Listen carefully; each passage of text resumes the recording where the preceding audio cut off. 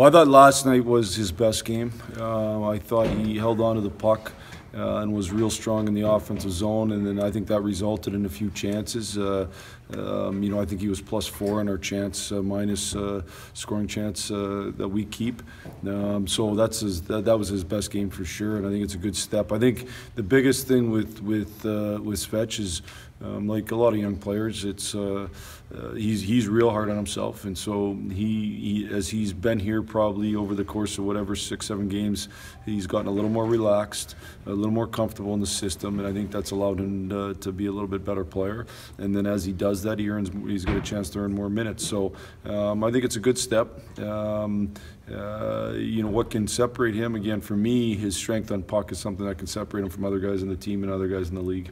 Is Tyler a good kind of model for him to follow? Like different players, but I mean, he's a guy who came in, played the kind of 7, 8, 9 minutes, and then now he's on a top 2 line. Yeah, no, I think it's Tyler's a good example of a guy who grabs the minutes, and you rarely get given minutes in this league, and he certainly came in, and when we traded Tats, he had played well enough in my mind. It given me tons of confidence to use him that I was excited to put him up in those spots, and he's done excellent. So it's all, to me, player minutes are all about earning the coach's confidence. The more you earn, the more you play. Jeff, does that play into maybe the growth that we're seeing maybe late in the season with this team? I mean, is there any? Is there some that you're seeing? Well, I think we haven't had the results here up until last night, but right. I do think there's been lots of growth in different areas. I think Larks has played very, very well in the last 7, 8 games and hasn't got rewarded with points. That happens sometimes, but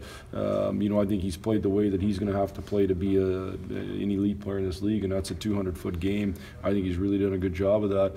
I think Anthony Mantha, from about the New Jersey game on, has really steadily taken steps in the right direction in terms of bending his knees and moving his feet on a more consistent basis. He's not perfect, but nobody is. So I think certainly Bird has been really, really good in that role. So I think there's definitely been some steps.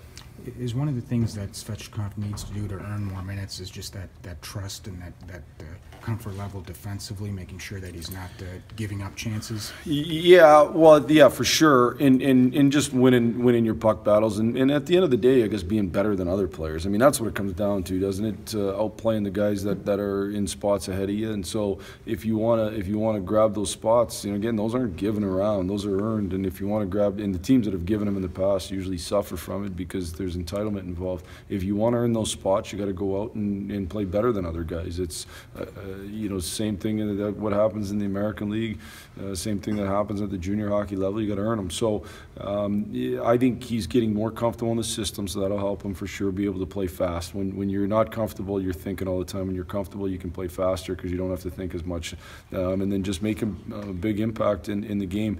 To me, it's not about necessarily just the negatives. It's about the positives versus the negatives. Everybody makes mistakes. How many positive plays do you make compared to how many negative plays do you make? And the guys that have the better end of that ratio are the ones that play more.